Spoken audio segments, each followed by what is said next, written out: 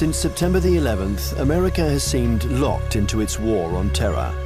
One might believe that American diplomatic horizons stop at the suburbs of Baghdad or Kabul. But while focusing on the vestiges of the World Trade Center, the country is secretly preparing for a new conflict, an undeclared war, but one that is the top priority for the intelligence community and the White House. Ahead of Al-Qaeda, more important than the quagmire in Iraq, the Chinese threat, America's new war.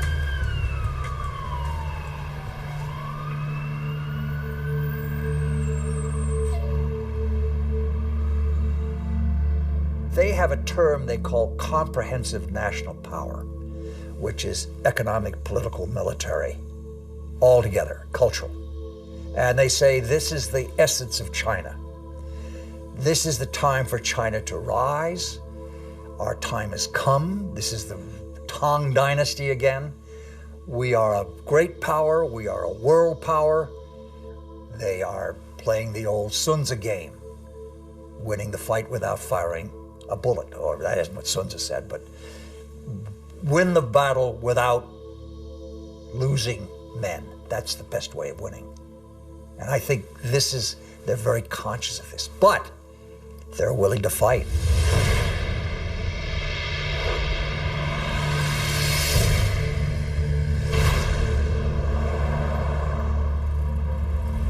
The world will, run by three first-class countries.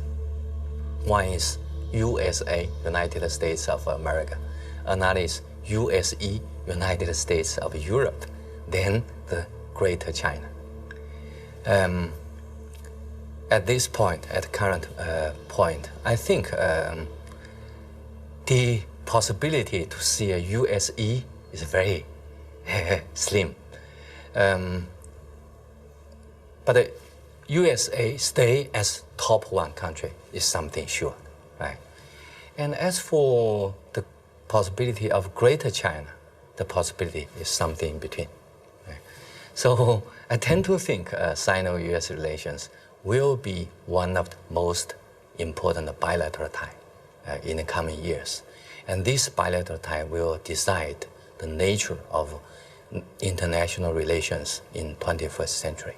If this bilateral tie is confrontation-oriented, then the whole 21st century will be bound by confrontation.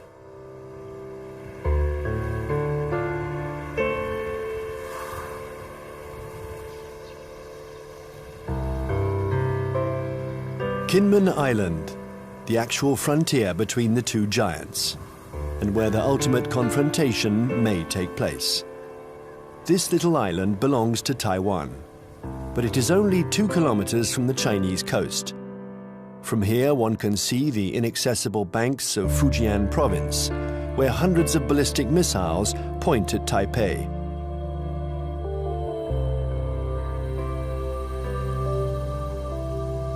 "24 hours a day, for 60 years, Taiwan has been watching Communist China. This island, regularly threatened by Beijing, has been bombarded thousands of times. It has never surrendered. America has sent a message to Beijing. The fall of Kinmen would lead to a direct confrontation. We're in the Strait of Taiwan. It's here that a military clash might one day break out.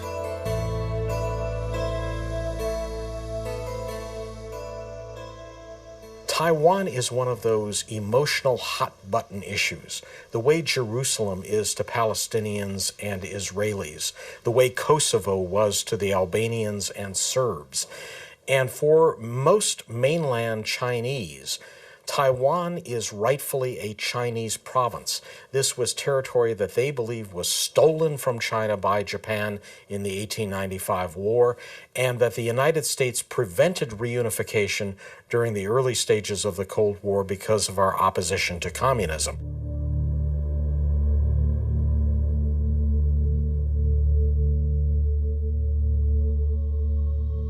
In 1996, here in the Straits of Taiwan, China and America engaged in their biggest military standoff. The ongoing elections in Taiwan annoyed the regime in Beijing, so the Chinese army decided to launch huge military maneuvers to test the Americans' reaction.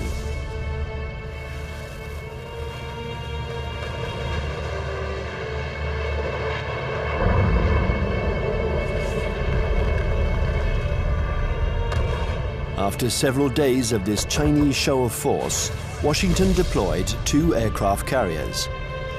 It was the first time the two countries came face to face. For several days, there was extreme tension between the two nuclear powers. When the Chinese fired short-range ballistic nuclear-capable missiles off the north and south coast of Taiwan and carried out a major, what we call a live-fire exercise. And Jiang Zemin was there, the president.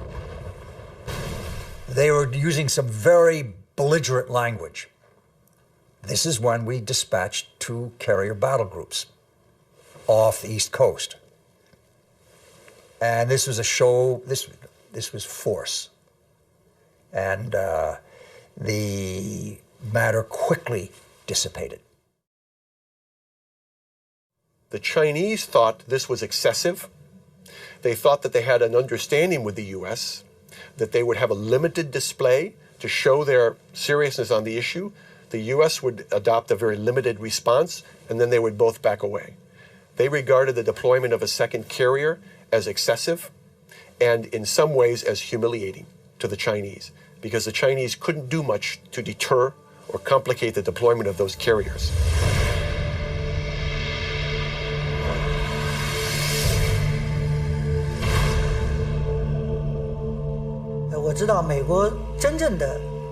I know this story well, and I can tell you that the truth is very different from the American propaganda.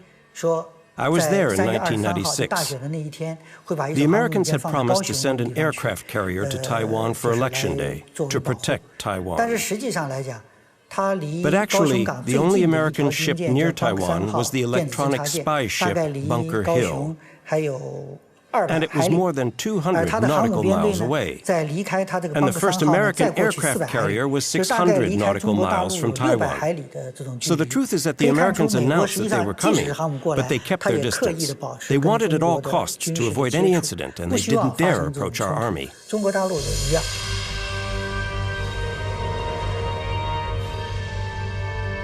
Even if the Americans didn't take much of a risk, in the eyes of the world, they reaffirmed a sacred principle of their foreign policy. They support Taiwan. And they will continue to do so regardless of China's growing power. I think believes Taiwan is very important for a number of reasons, not to mention the fact that it's our 8th largest trading partner, our 6th largest market for agricultural goods. It's one of America's most important sources of high-tech semiconductor products. Even though they're imported to the United States via China, they're made in Taiwan. But that, of course, isn't the only thing. The real reason I think America has a commitment to Taiwan is because Taiwan is a democracy. It is, in fact, the most vibrant and dynamic democracy in East Asia. And it's a democracy that came to fruition under the pressure of the U.S. government, primarily the Congress, after 40 years of very tight authoritarian rule by a regime that came from mainland China. I think, however, the real reason that the United States, especially the Pentagon, is so concerned about Taiwan is that it has been a very strong defense and intelligence partner for the last 50 years, including the last 30 years since the breaking of relations with the Republic of China and Taiwan. We have still maintained a very strong defense relationship and a very strong intelligence collection relationship with Taiwan. I would say the United States is committed to Taiwan. This goes back historically a long, long way. World War II, we were there. And we were looking for a strong, unified, democratic China. Well, we got 2/3 of it. Strong and unified, not democratic. Now we're calling China a responsible stakeholder. We've got half of it. We've got a stakeholder, but not a responsible one yet. The U.S. feels that we have an obligation, legal, moral, to Taiwan, that we cannot stand idly by and let this be taken over by what looks like an authoritarian, communist-influenced power. This cannot be.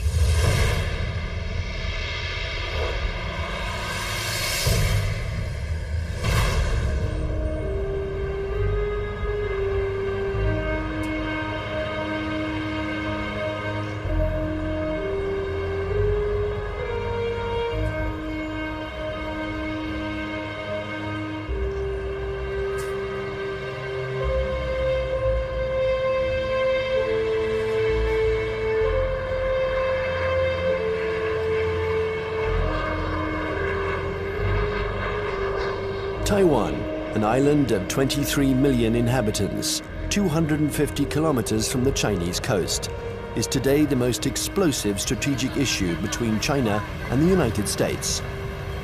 Taipei, the capital, flaunts its economic success. It is one of the biggest centers in the world for the electronics industry. A modern city, free, young, and always noisy. In 1895, Taiwan was invaded by Japan. 50 years later, after the Japanese defeat, peace treaties returned the territory to China, a China which was then in the midst of a civil war between Mao's communists and Chiang Kai-shek's nationalists. When the battle turned in Mao's favor, General Chiang Kai-shek, aided by the Americans, took refuge in Taiwan with his soldiers.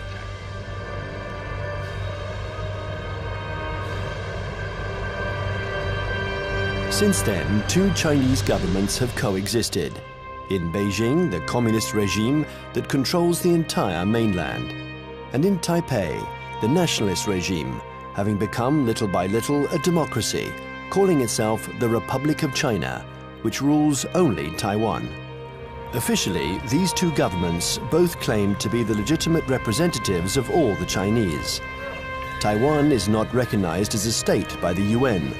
Only 20 small countries maintain diplomatic relations with the island.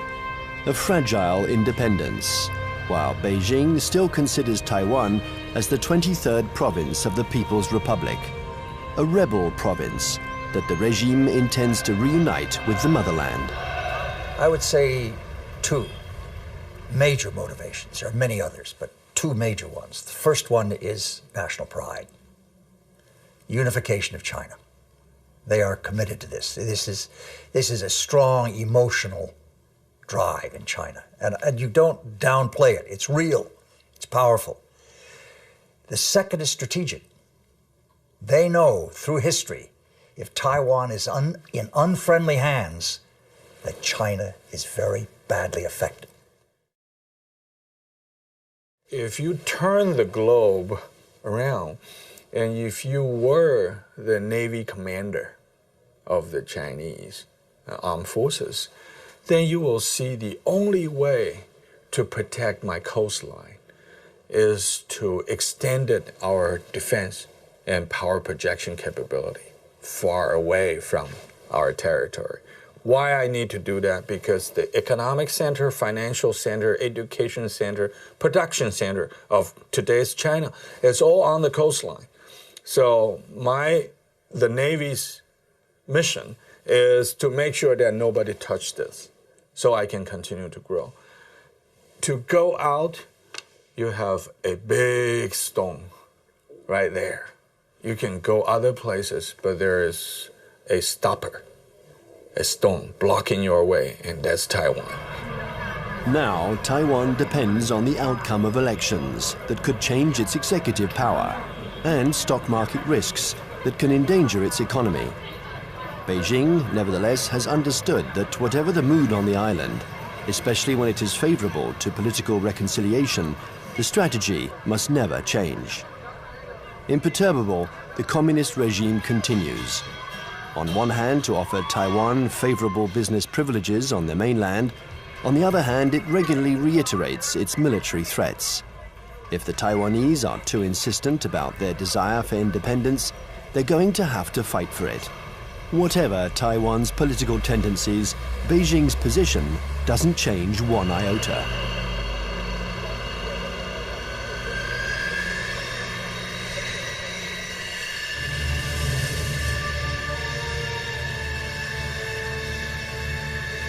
A freeway in the middle of the island of Taiwan.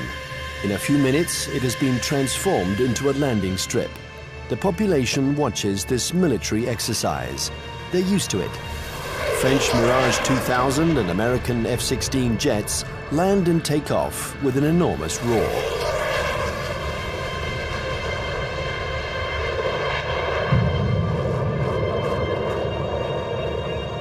Faced with the uncertainty of American support, Taiwan organizes its own defense. Everyone knows that the airports will be the first target. Strategists on both sides of the strait affirm that the war will first begin with an air battle.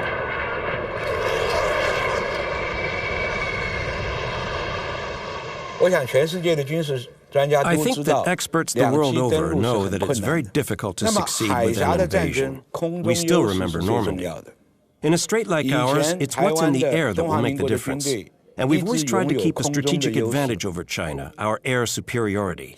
But with the Chinese missiles, this equilibrium has been put into question. They can destroy our airports, and if they are destroyed, we lose our only advantage over China, our air superiority.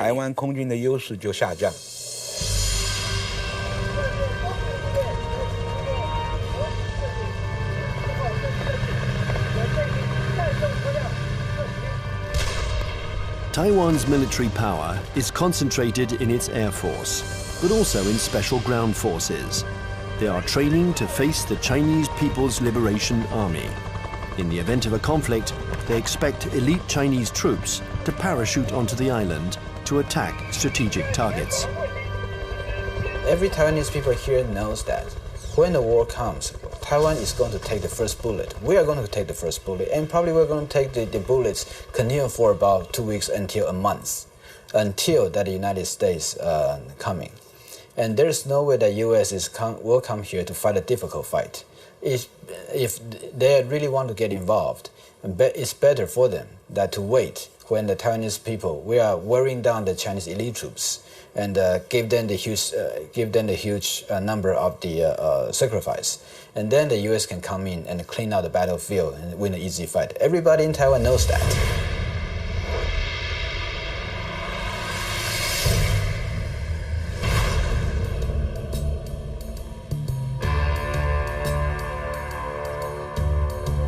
In Washington, the scenario of the next confrontation is a constant preoccupation. They know that Chinese military power has increased significantly.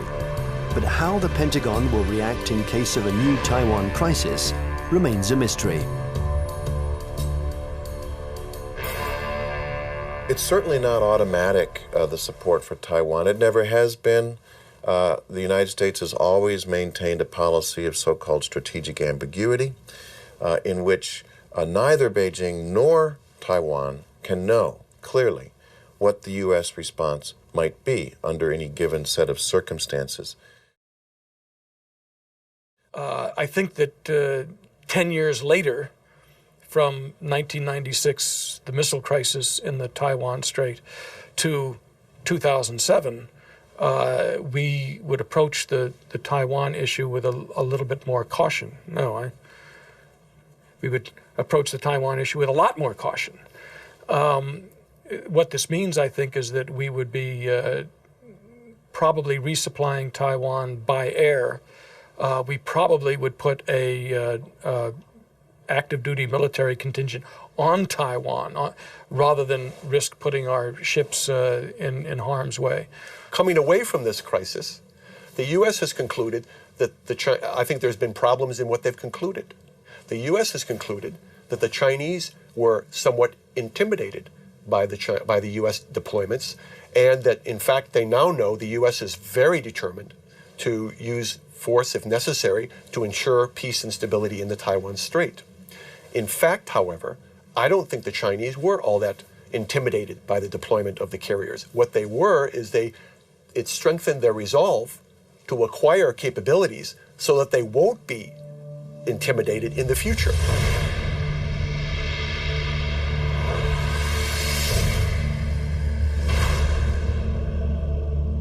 Since the 1996 confrontation between China and the United States around the Taiwan issue, I think China's military modernization speed up.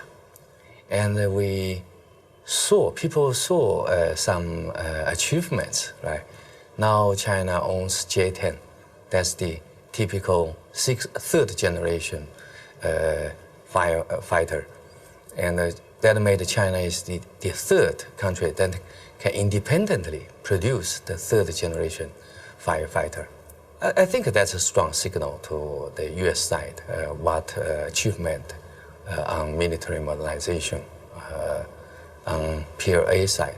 If China's own terminal objective is trying to so-called unify Taiwan by using force to take over, I think their military capability is good enough. But I don't see that, because they're increasing their military budget over the last decade, almost every year, 2 digits.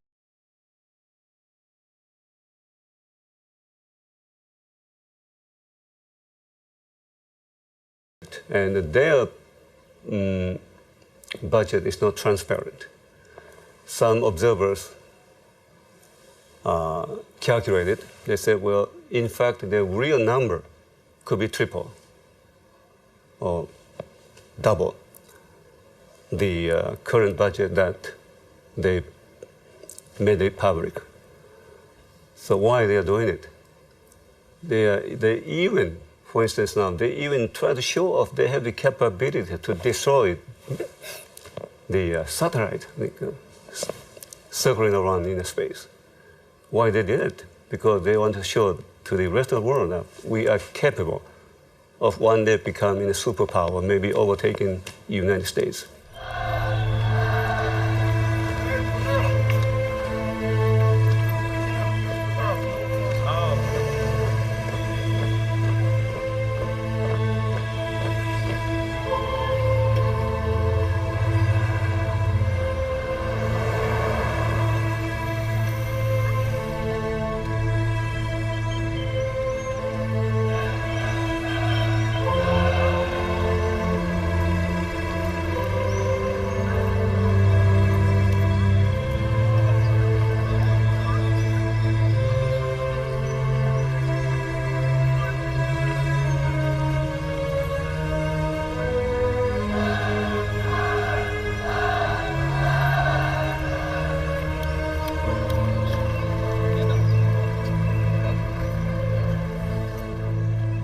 Frankly speaking, the status quo balance of power is still strongly in favor of the United States. But the situation of balance of power is under change. And I think time is on China's side.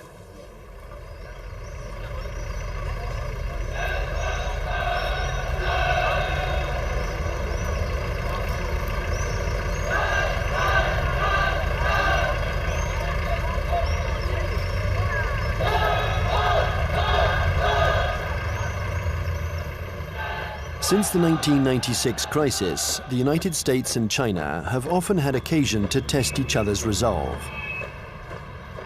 Small conflicts, sometimes public, sometimes secret, that can be understood today as a pattern of confrontations between the two powers.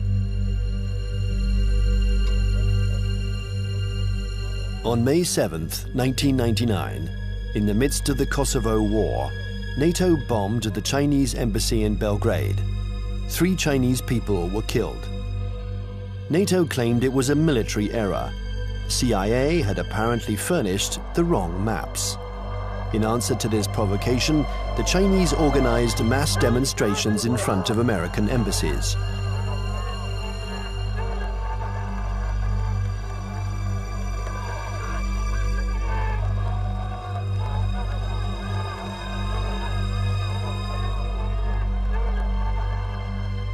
Less than 2 years later, China had its revenge.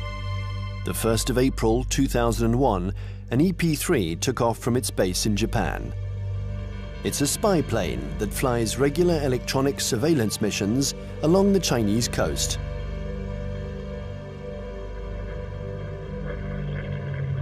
After 6 hours of flight, while still in international airspace, the American airplane was intercepted by 3 Chinese jets. This had been going on for some months. The Chinese planes came within a few meters of the American plane, a little game that the pilots were used to.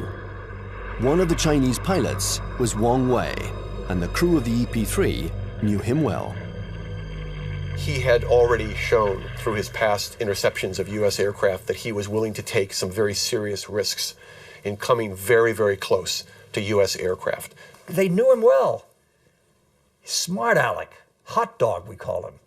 He's in the thing and screw you, and Sam, he comes up like this. Well, he comes a little bit too close. And the Chinese, again, the propaganda apparatus turns on, and they say, our plane deliberately turned, hit his plane, and it crashed. Your fault. And we said to China, that defies the laws of physics. The U.S. government had already expressed its concern over this to the Chinese government. I think in this instance, he miscalculated, and he allowed his aircraft to get too close, and it struck the U.S. aircraft, and it damaged his aircraft in a way that forced him to crash.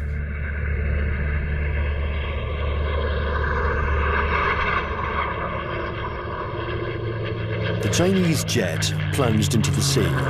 Its pilot was declared missing. The EP-3 was seriously damaged.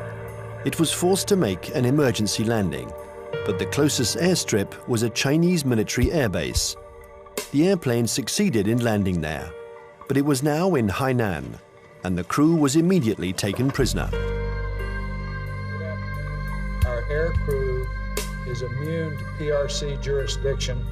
For the next 10 days, China and the US would perform a diplomatic ballet, each accusing the other of responsibility for the accident. Beijing refused to liberate the crew. This bought time for their military experts to inspect and dismantle the American airplane, which was jam-packed with secret defense equipment. Oh, they got the equipment from the plane, and they studied it and took all these things from it. Yeah, they got something. But I mean, it's no big deal. Finally, 10 days later, a letter from the US ambassador apologized for the death of the Chinese pilot, and the crew was freed. What was left of the EP-3 was loaded onto a huge Antonov transport plane. Direction, the United States.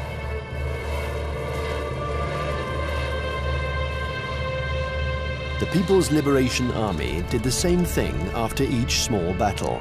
They analyzed all American techniques and strategies. It was almost an obsession with Beijing. Chinese military development was entirely oriented towards a confrontation with the US. In 1996, China understood that aircraft carriers were the main threat, so they tried to develop arms to counter them. There are several things that the Chinese have done over the last several years that play to this capability. One of them is they have developed a larger number of more sophisticated submarines, diesel submarines. And contrary to what a lot of people think, many diesel submarines are quieter than many nuclear submarines. They're very hard to detect. The Chinese have built a significant number of new types of diesel submarines. They've also developed a significant number of new varieties of surface warships. Both of these sets of capabilities have application to the Taiwan situation. And the Chinese have deployed the submarines in some instances to areas well beyond Taiwan.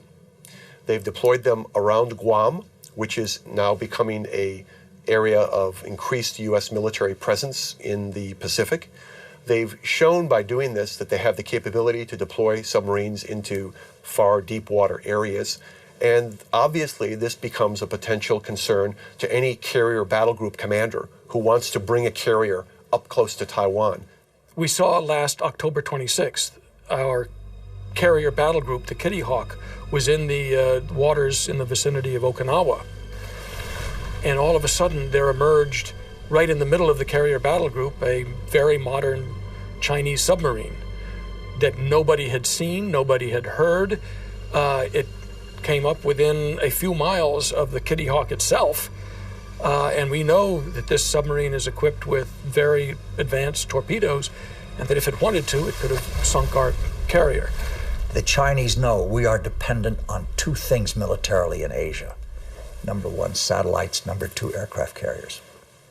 They have demonstrated to us they can take out each one. Will they ever do that? I doubt it. This is what you might call psychological warfare.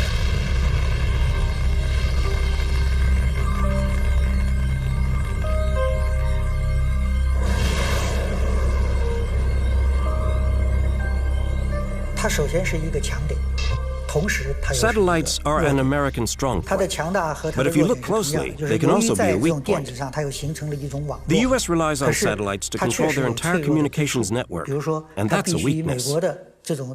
Today, and we were able to verify this during the last conflicts, the American military depends too much on its electronics and satellites. This dependence reminds me of the Greek legend. The powerful Achilles, who was invulnerable, except for his heel. And satellites are a little like the American Achilles heel. The 11th of September 2006, the People's Liberation Army launched a missile that destroyed one of its own satellites. The explosion in space was obviously immediately detected by the Pentagon. There was consternation in Washington. Nobody had anticipated this Chinese initiative. The Chinese have had an anti-satellite program for some time now, and it's designed primarily to, again, to deter the United States or to complicate U.S. decisions in the event of a crisis. So yes, I think the recent shot by the missile to fire against their own satellite and shoot down their own satellite was designed to convey a signal to the United States about the fact that the Chinese are not simply going to sit back, in their view, and allow the U.S. to have predominant influence. They are going to try to influence the situation, in this case, in sort of an asymmetrical way, by threatening what is regarded as one of the critical areas of U.S. surveillance. The Chinese army has also developed another system to blind American satellites. These are giant lasers that don't destroy them, but blind them enough to make them useless. This isn't science fiction, but a technology that is already in use. And then there exists a still more terrible weapon, a weapon that the Americans and the French have already mastered. Its development was a priority for the Chinese army. The Chinese have followed very closely the American dependence on the electromagnetic spectrum, the use of communications and networking among satellites and ships and command systems to fight a war. They saw what happened in the first Gulf War. They saw what happened in Kosovo. They watched Afghanistan. They watched the second Gulf War. And they realized that we are more and more dependent on the electromagnetic spectrum and moving communications back and forth. And an electromagnetic pulse, which is produced by detonating a nuclear weapon, usually fries transistors and stops that kind of communication. An electromagnetic impulse weapon uses a nuclear explosion to generate an electromagnetic wave. When this wave hits boats or planes, it instantaneously destroys all electronic equipment. No one dies, provided they are far enough away from the nuclear explosion. But the American battleships, totally dependent on electronics, would immediately be disabled. The Pentagon report described a nuclear detonated or nuclear generated EMP. I asked people in Pentagon, why don't you say they have conventionally generated EMP? They say, we don't want them to know whether we know them. The conventionally generated EMP is less problematic and it is more useful or more usable, because when you have this EMP, there will be no nuclear fallouts. There will be less international protests. They already have it.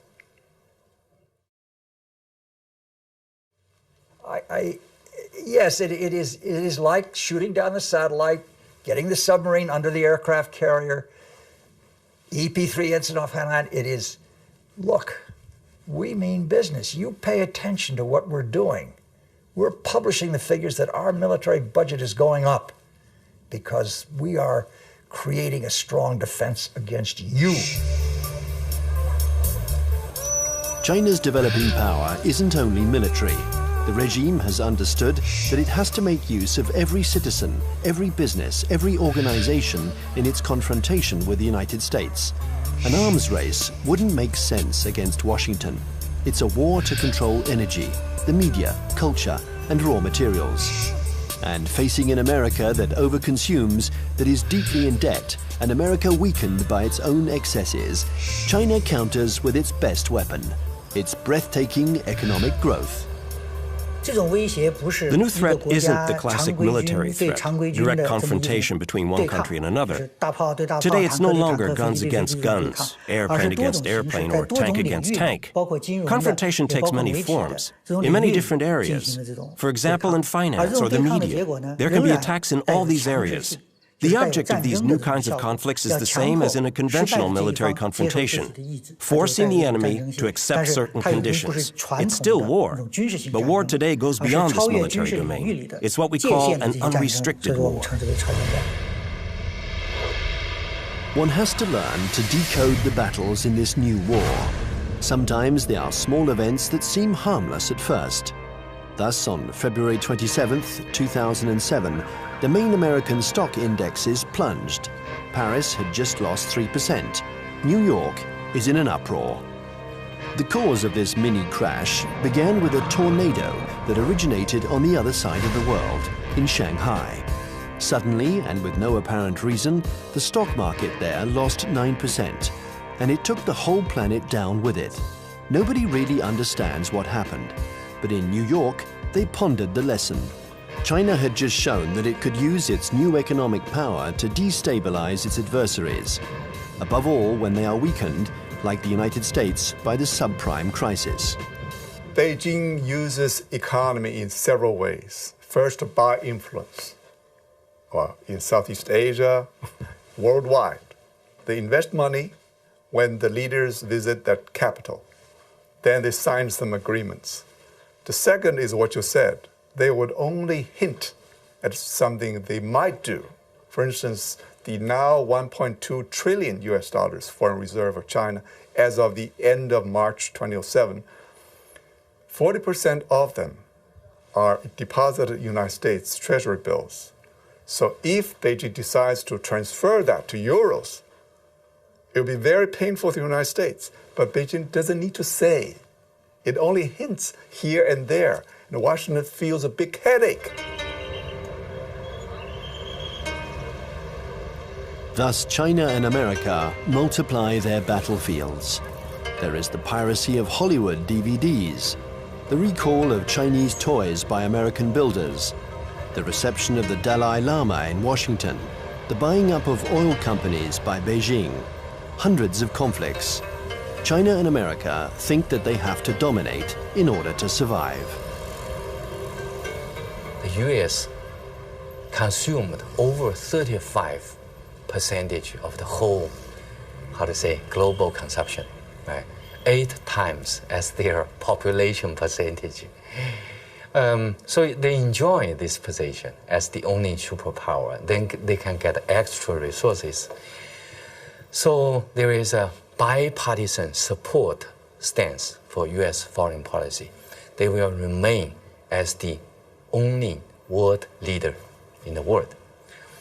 And then they will keep alert against any country, no matter the name of this country, China, French, Russian, Germany, Indian, Brazil, any country that can threaten the U.S. dominance, that will be a problem.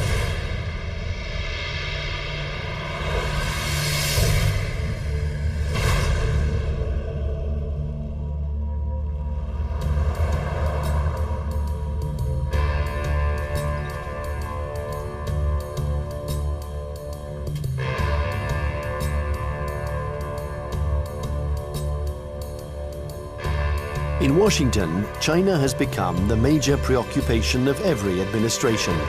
China is a competitor in the realms of economics, media, and technology. World hegemony is no longer measured by the number of nuclear warheads.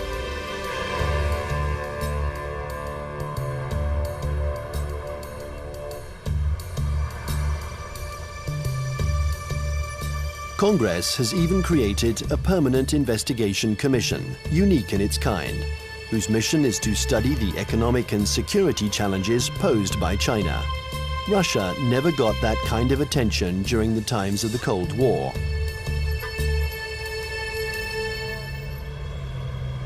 There is a global plan from China. They have two.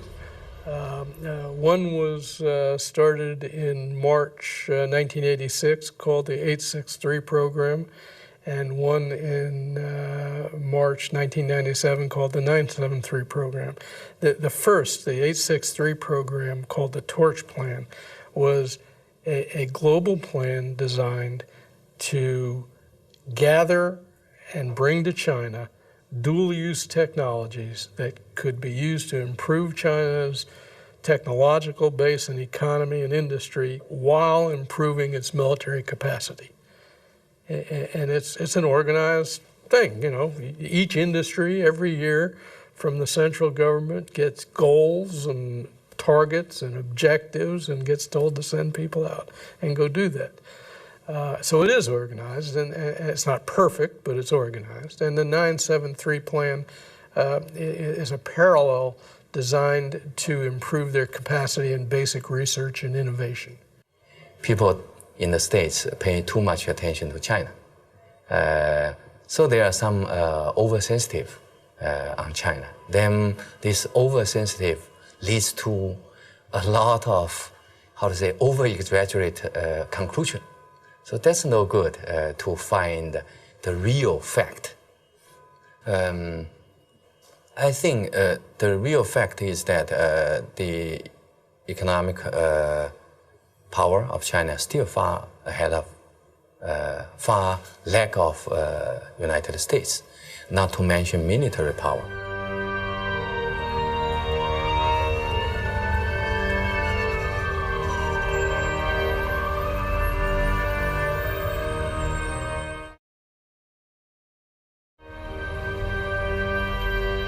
If the French Foreign Intelligence Collection Service goes to a student and says, while you're at Tufts University, we want you to go over to some laboratory and gather this, the student can say, I'm busy.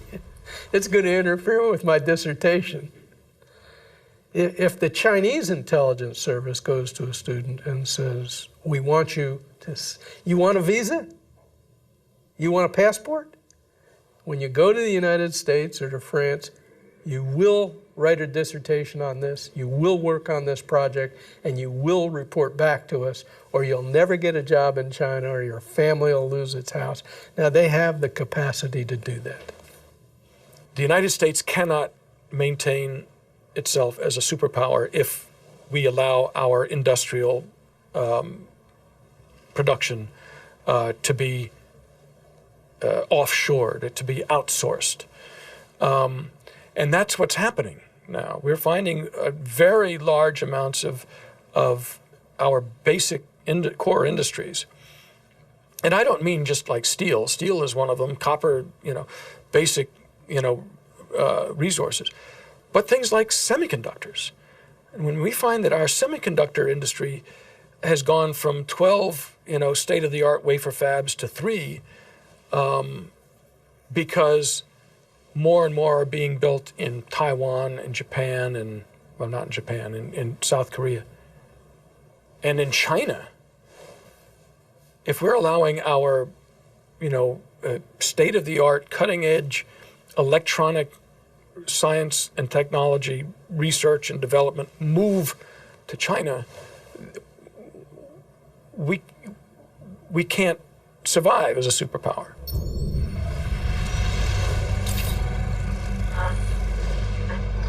This technological war culminates in cyberspace. China and the US have armies which are developing cyber soldiers who spy on or attack each other's computer networks.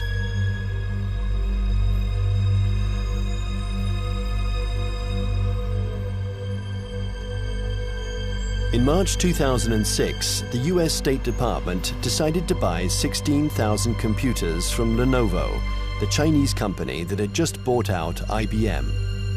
Some of these computers were meant for networks that circulate secret defense data. Larry Wurtzel and his commission intervened to stop the delivery.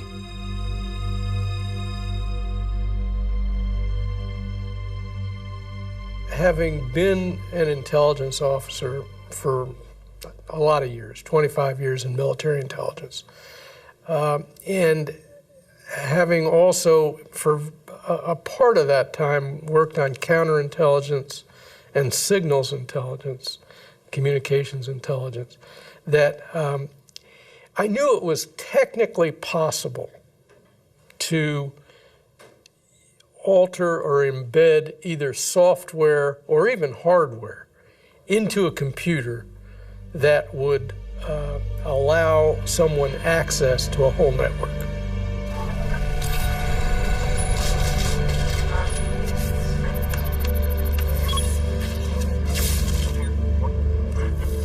The entire Bureau of Export Controls of the Department of Commerce was attacked and shut down by, turns out, hackers from China. The State Department itself lost a bureau and all its computers by hackers from China. The National Defense University of the United States had its computer systems shut down, and the Naval War College had its computer system shut down. Other computer systems, government computer systems, have been attacked. And I think General Cartwright, the commander of the U.S. Strategic Command, has recently testified in front of Congress about this. So I knew these things were going on. There's more going on that we learn about on the Commission because we do have access to classified information. I can only say that in many cases, the United States knows these attacks are coming from China and knows that they're coming even from specific organizations in China. But I can't go into the details on who. The war on the internet is as old as the internet itself. And one can't say that this was a Chinese invention. In America, the CIA and NASA employ 25,000 people to work on the internet. They have the largest internet surveillance and listening centers. So it's true, war exists on the internet. The war has begun without a single missile being fired, without the world noticing. The war has begun in all of these new technologies.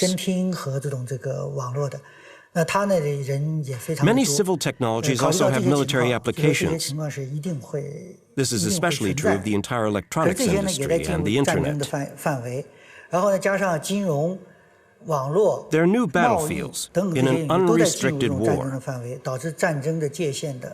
The media, finance, business, all these are included. It's a war because there is real antagonism, and both parties try to take advantage of their adversary. It's a new form of war, the unrestricted war.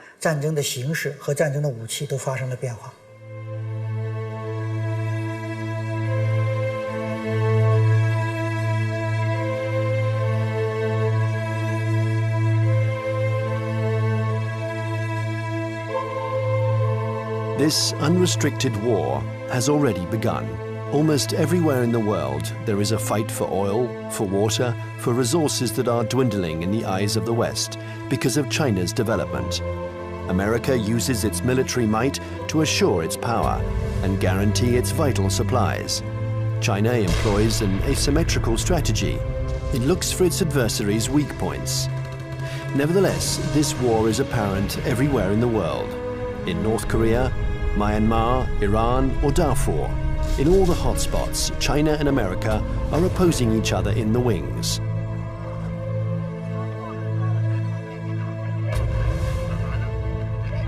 remember the words of Deng Xiaoping: there cannot be two tigers on the same hill.